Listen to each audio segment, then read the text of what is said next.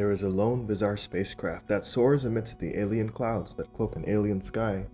It is a spacecraft, to be sure, but not one that we would recognize in the world in which we live. It lacks an entry and an exit. It lacks all distinguishing marks but for its amorphous form as a sphere or as a disk, although it lacks even an internal compartment for the physical body of a pilot. It is not lacking the desperate impulse of their steely will. This will is one that is able to modify the spacecraft's weight and moment of inertia on demand, and thus finally to adjust the trajectory of its flight. The spacecraft, Exo One, serves as the seat of a single lonely soul, a solitary intelligence that, consumed by the grief and memory of a catastrophic loss of their crew in an ill-fated mission in the skies of the planet Jupiter, hurries desperately across vast expanses of desert, over valleys cloaked in a dense fog that dares not breach upwards to its rugged planet's airless night.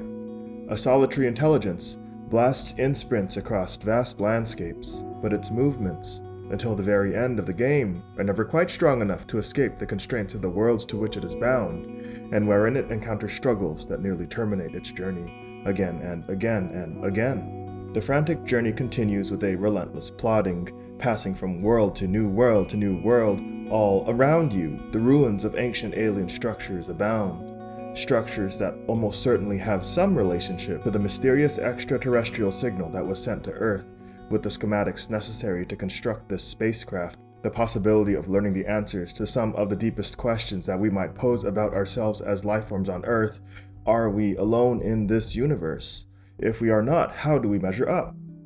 Questions raised to the public consciousness of our worlds by the likes of figures such as Enrico Fermi and Carl Sagan become tantalizingly possible in the world of this game. But the answers to these questions go unanswered in that world, and it is because they turn out to be entirely superfluous, entirely superficial, entirely irrelevant to and ultimately detached from the profundities that had lent them their weight, and that had once made them a source of such captivation. Once confronted with their answers, the questions themselves evaporate. Their profundity yields to a simpler, shallower realm of rote and stated fact. As you skip from planet to planet aboard the Exo One, the fact of your place in the universe shifts in scope. It may be what the philosopher Walter Benjamin once wrote in his Arcades project, that, to paraphrase him,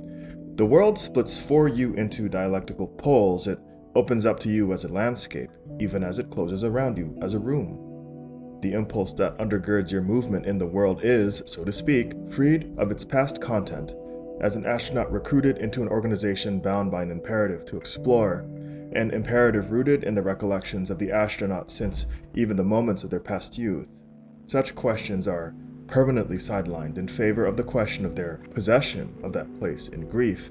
of the navigating and manipulating a series of environments to close the excruciating distance that it might stand to exist between the you that you are and the conditions of the intolerable world in which you might now presently live. This is the place of the pilot of this world, the pilot of the Exo One, who can close this gap between the intolerable world and the they that they are only in a leap of madness, only in a daring to strive for and to accomplish the patently impossible by grasping at every possible thread, by chasing and tracing interplanetary tracks between ancient mysterious monoliths until finding a way, at last, to realize the stuff that is only of their dreams, to escape the world in which they live in order to revise it, to send themselves back in time to a moment when they could finally make a difference, to the fount of the obsession that consumes them, that they might at last hope against hope, to stop the catastrophe that claimed the lives of the crewmates under their command, to stop this loss from ever having happened in the first place. The world of Exo One presents upon your entry into it an interstellar journey that asks a question about your place in the universe in which you live,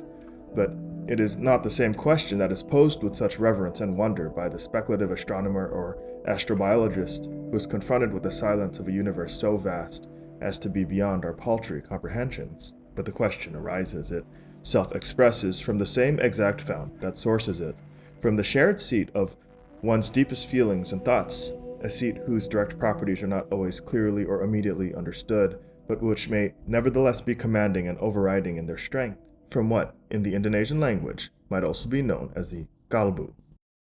What the world of Exo One poses, the world that will serve as our starting point, is not a question that finds the fundamental basis of our place in a universe that we share, so to speak, our place in the world. This statement instead experiences an inversion.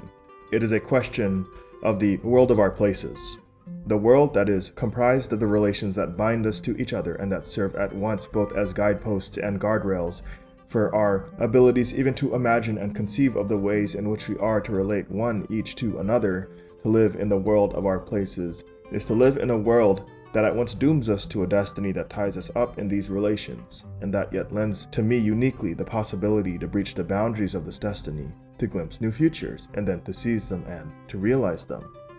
When I move about my real world, when I move about its places, the ones in which I live and into which I breathe, the places into which I impinge by the pure and simple fact of my involuntary existence within them, I do not have the pilot's luxury of a going back in time. I do not have the privilege of trying to undo that which has already happened, to unspill the milk, to pull back the water that has flowed under the bridge.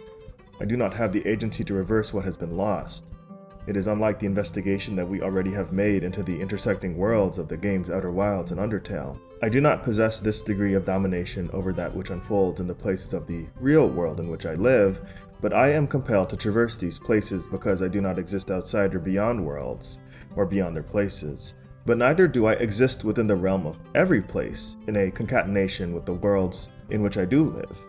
This conflict in duality, the finitude of a place that is made up of participants who permeably co-participate between different places, opens up each place inevitably to the instability, the possibility that leaves open and encounter distinctive and emergent inseparably and indelibly from that which could once have emerged from amidst all prior possibilities, for what in previous videos I may have named the intrusion or the wound in the world. However weakly, I still have the power to intrude upon all my worlds, to create and then to destroy them, and by the act of my intrusion to open a wound, to steer the trajectory of the world's unfolding in a way that draws down its distance from myself, that promises, however deceitfully, to collapse the place into me, the place into what I might call my identity. We have already spent some time in our exploration of Outer Wilds and Undertale on the strongest end case of this dynamic. The purpose of this video today is to spend time evaluating the opposite extremity on the weakest possible case of one's participation in a world, on experiencing it not as a master, but as a traveler. To this end, the world of Exo One serves as a profound example, to be a demonstration of what I will preliminarily call the wander. It is the pass through a place en route to another place, which, even if in its most benign and transient form, remains an intrusion, it remains an indelible, irrevocable alteration of a place that involuntarily must assimilate the passage of each and every one of its participants. There is no mode of contact that is not in this sense a kind of violence, but there is no mode of contact, however accidental, that is voluntary. The problem, in fact, becomes exacerbated by the traveler's utter alienness, for the complete non-intention of their conformity to the normative architecture of the place through which they pass accentuates the disruption that is caused by the fact of their intrusion, by the irrepressible weight that they place as if upon a taut sheet that is pulled over the surface of the entirety of the world, even with the lightest tread of a step that purposefully pivots to a place where this is not. The traveler, for their part, stands in near total self-referentiality, abandoning the place once they come without abandoning their commitments to the constitutive ties that bind them to it, something they have not the agency to do, even as the very act of their traveling begins to unanchor them from those commitments. The separation may converge for the participant upon what, in a previous video on Amori, we have indicated as an ideality, a denial that takes the form of a severing of one's ties to the place in which one is, the place which one now is. The traveler, because bound by itineraries which they have traced amidst their own stars, is thus ignorant of the conditions of the world through which they move,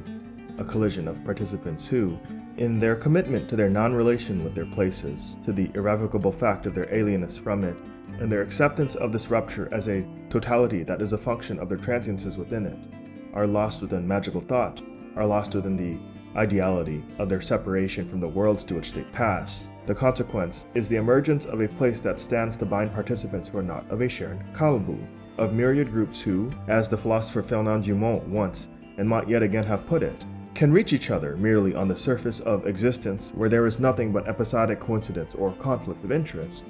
It is the emergence of a place that is always already in fissure, and whose perdurance as a place becomes defined by a perpetual contraction and a recession to a negative proposition, a dovetailed sequence of common problems, of which their cumulative call, how might we live together, is undermined always and already in its being asked in the false presumption of a shared Kalbu. of a commitment to shared and compatible means of living and of together. But the Kalbu perdures only under the perpetual threat of its scalability. Would even that I share a place of participants with whom I am bound in a profound homogeneity, of which there is no differentiation in the values, expectations, and the hopes we share. The place we share remains permeable to the many other places within its world. Its participants are tethered to unique concatenations of places that bear their inertia. In turn, the result is a lack of an absolute totalitarian unity in perspective, one which then remains helplessly susceptible to catastrophic divergence. There is a profound internal depth to each and every one of the places of each of the worlds through which you travel, but they are not per se your worlds. Their self-expressions are governed by logics that self-express as bizarre, which may exceed what your imagination deems and then renders as possible or sensical. Yet it is not in the cards for you to linger, to ask, to receive an answer that assimilates you to the ways of these worlds through which you move. It is as if you are sitting on a train or in a car, as if you were merely passing by, passing through, catching split-second snatches and glimpses into the thousands of tiny, little lit windows in the buildings that fade into and out of your vision. Concrete indicators of countless worlds that vanish nearly as quickly as they arrive, suggesting their existences to you as a beckoning and then as a withdrawal in the span of the flicker of a light, a moment already half past, when the concreteness of the myriad expressions of its existence in all profundity are announced in all publicness to your attention, to you as the passing participant in the place, as a participant already passing through the place, as a place already passing away in the wake of your participation. The story of the subtype of the tourist, then, is perhaps the most honest expression of a traveler's alienness. It is to be an intentional pursuit of the ephemeral publicness of the traveler. It is to intrude into the places of a world you were once not from in order to sense the distances that remain between yourself and that world, between yourself and the co-participants of that world, a distance that constitutes an acknowledgement in paradox of your distinctness from and your affection towards these myriad alien worlds, whose connection to you, however transient, is enduring and indelible, even at its most superfluous, even at its most superficial. To be a tourist, as we are employing the term, is to seek to understand without seeking the understanding that arises in profundity. It is the pursuit of the feeling of how things here are, not how they do it at home. But this interruption incurs itself only in passing. The past worlds of the tourist self-disqualify automatically qua world. There no longer can be a pretense that the world from which you come stakes any claim at all to the strong universality that preceded your entrance into this alien place. However, as tourist, nothing rises in order to bridge the gap in this weakness of meaning. A coverage of some kind occurs, what in a previous video we may have called a timbulescence, but such a coverage remains self-referential, corrupted only in the moment of this brief and superficial contact. The tourist, as participant in alien place, remains a ghostly extension of the worlds from which they have come. There is a consistency to the stories over which you gloss as a stranger, as a traveler, or as an alien, as a tourist. This consistency seeds the endurance of what might be understood as an identity, a nationality, the sense that you have of a place, and of your place within that place, that makes it unlike all other places you have known, an alien place in an alien world into which you have become a transient and superficial participant. But you have no entitlement to an awareness, a consciousness of these curious consistencies, even as an intelligibility, a translatability, begins to develop between you and the place in which you have entered through your superfluous, superficial contact with it. The foreignness of the alien place's language extends far beyond a shared recognition of words that are to be constellated and concatenated through shared grammars. This language instead is a milieu, is an ambiance, a structure of shared knowings and meanings that arises and emerges from a shared kalbu within the place, a kalbu inaccessible and inscrutable, except in superficiality, to the traveler. In this exposure, however indirectly, to the kalbu, the distinctness of your alienness arises as a distinct impression that grows to inflect all of your intentions in the place. You are not what in the Hokkien language might be called Kah Tee Lang, our own people. The outcome is seismic. It alters the geographies of the place that you ostensibly share, and the ways in which you move among and through them. The same rules of being in the place no longer apply to you at the tattered margins of a world that bears in centrality the circuitous consistencies and coherences of meaning shared by Kah Tee Lang. You are immersed in it, because participant within the place, but you are not of it, even as you began, however involuntarily, to invade it by the sheer fact of your presence. even in the curiosity of this contact in place, you, as traveler, remain firmly and perpetually at its margins. Your alien motivations, which precede your moment in your entry into a place as participant, may be nearly unintelligible to the other participants in this place, but the place nevertheless grows to assimilate the you who you are, to assimilate your motivations anyway. Places, because they are relentlessly permeable, involuntarily absorb the you who trods across its boundaries of meaning and feeling. You cannot penetrate a place without, in some respect, making yourself at home, without, in some respect, contributing in exchange to the common universe of meanings which bear you in unity, however begrudgingly, however involuntarily, with those co-participants. As a stranger who enters into a place only to remain at its margins, you are privileged only to two things. The first is the registration of your own burdensome existence on the places through which you travel, burdensome in the same way that the presence of a large body in an arrangement of similarly sized astronomical bodies inevitably draws them all together in motion by the sheer fact of their existences, anchored in their movements around a barycenter that may very well be dislocated geographically beyond the massive presences of any one of its bodies in turn. Your very presence, the very fact of even the most passive expression of your participation in a place, registers a disturbance in the dynamics by which the place once operated before your interjection abruptly altered it, abruptly shattered it. This disturbance is irrevocable, whether or not your intrusion is welcomed, despised, or met with benign nonchalance by the others with whom you now co-participate in place. The point of contact is both the opening and then the closing of a door, of a chapter, of a story. The second privilege accorded to the fact of your existence in a place, also involuntary, is that the paths that you track are not arbitrary, and this lack of arbitrariness is contoured by the fact of your participation in a place that you do not possess in all exclusivity,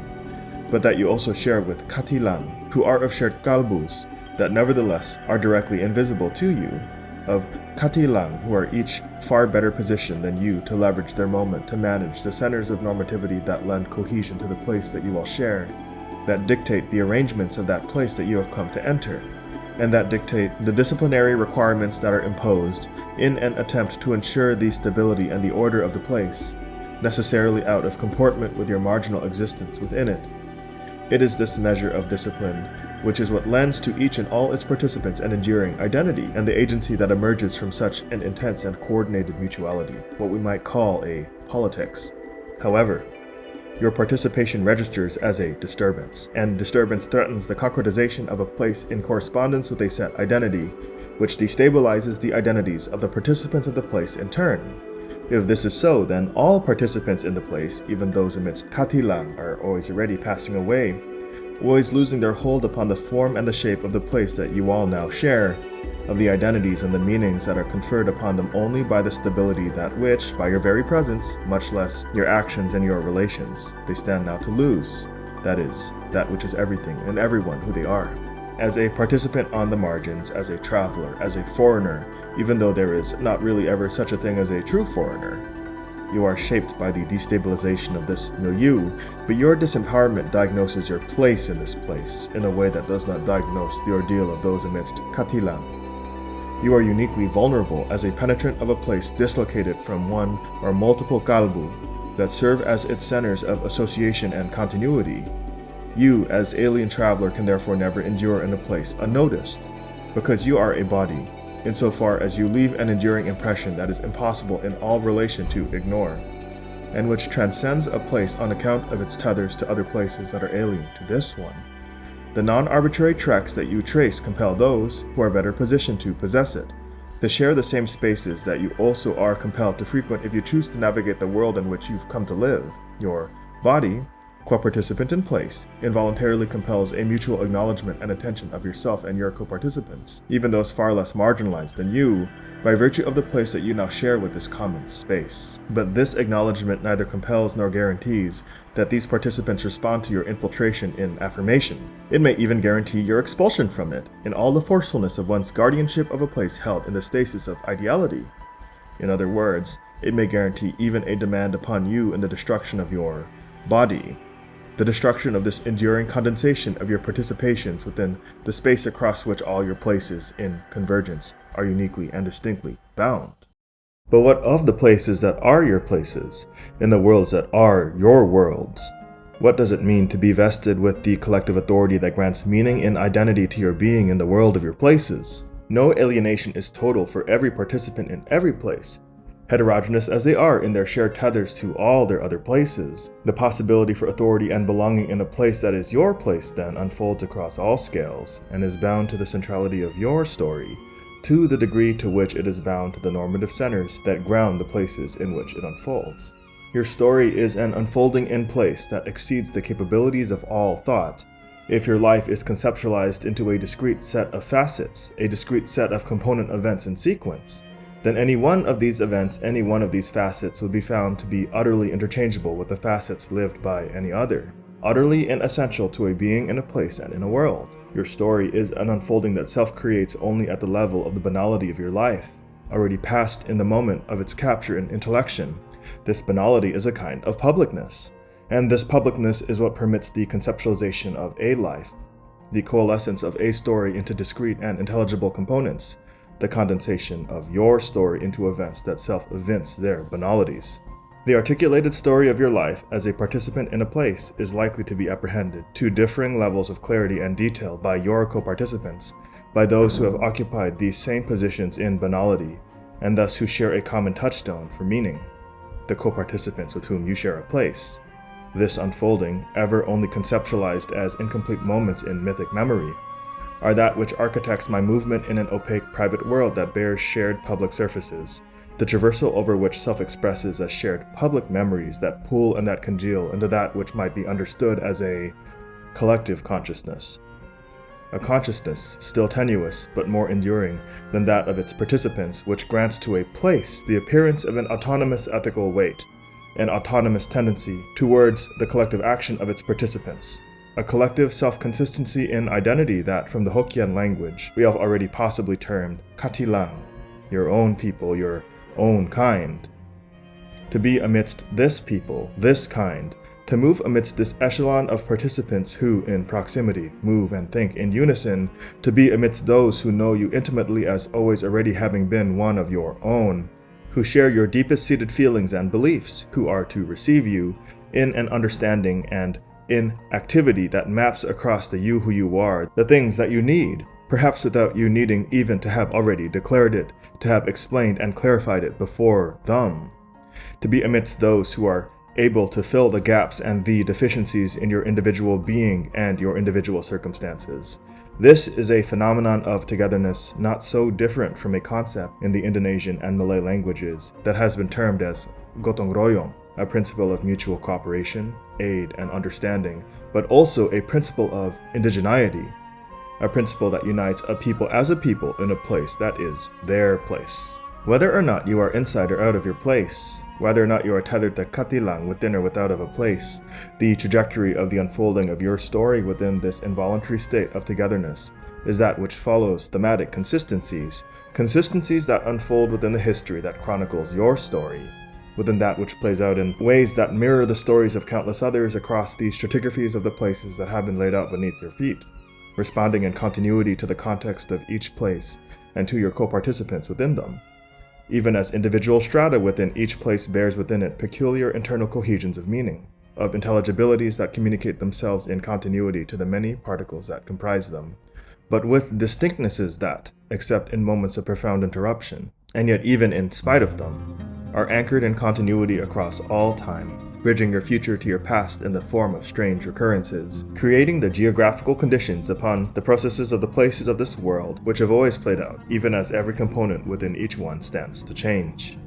Within my stratigraphies, within my places, the possibility of collective consciousness persists, but these places are, because public, because intersecting with places in a world, places to which I am invariably and to different degrees either centered or marginalized, places remain, even in continuity, even in their inevitable and unstable zones of perpetual contestation, of shifting and conflicting meanings that obscure luminous tides of its truth in continuity, and which, in their ebbing and in their flow, guide and fasten the facts of life within each place to the continuities that express through them and in spite of their peculiarities, in spite of the utopian promise that they bear, of a unity that stands in spite of a diversity. Places remain that which, in other words, persist in spite of my violence, in spite of the violence that we as Kah Tee Lang enact upon our margins in the name of the place that might be mine, in spite of the basis of this conflict and contestation between the collective wills of the factions of its participants. A place is that which stands to be eternal. A place, because it constellates and arranges shared meanings and logics, shared goals and shared hopes, shared rules for living for and in spite of each other, is the only medium by which we might hold onto ourselves and each other. A place alone bears the promise of participation amidst the people who are of one Kalbu, to a people who are Kah Tee Lang. But no place is perfectly private to its people, always heterogeneous, always tethered to that which exceeds the place in the moment of our meeting within it. A place, however profound its link to one Kalbu, is permeable, and is bilaterally co-generated along with its ever-shifting party of participants. There is then a condition that might be declarable of a place, whatever might be said of the participants who co-constitute along with it, including ourselves. A place is a conscious, living, growing being, but a place does not exist in the way that we exist within it as participants in relation to each other. The place dwells, it feels, and it acts and reacts at a scale that exceeds the ability of a participant to perceive and to grasp in full the ways in which it heaves, the ways in which it feels, the way in which it acts and reacts, the ways in which it thinks. It is experienced only secondarily at the scale of the participant, only in that which we perhaps previously understood through the lens of bergotong royong. In this way, a place is that which appears to assume a distinct character, a common milieu in which each of its participants are embedded, and within which they indistinctly grade. A given place is recognizable,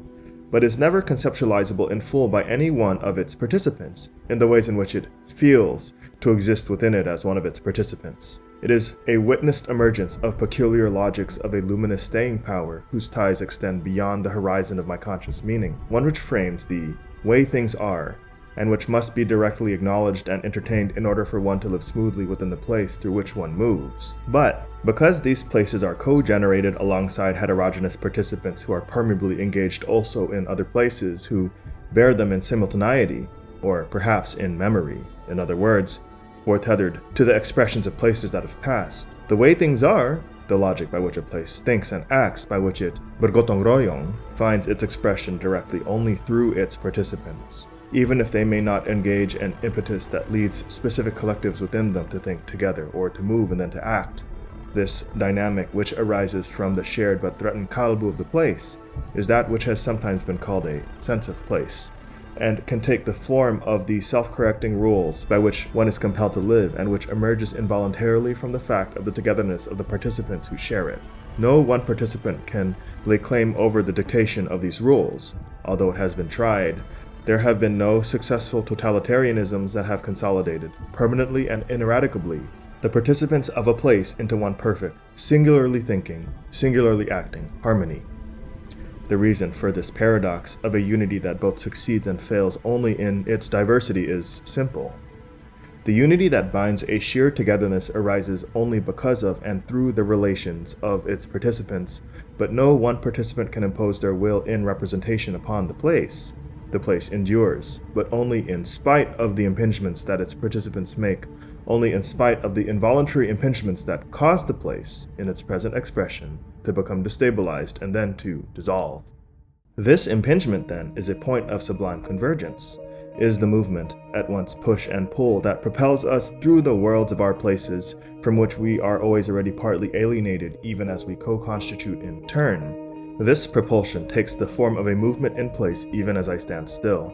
the movement which is the telling of the story of my life. This impingement takes the form of a passion that collects and then pulls along the tether, the axis through which the alignments of strange places self-arrange, the places through which the Exo One is compelled by its grieving pilot to traverse, and which we traverse in equal measure, ever in reach for a luminous land of lucid belonging that ever retreats beyond a horizon that encircles every participant in their place, that stretches far beyond the horizon whence they come, and the direction where they will go.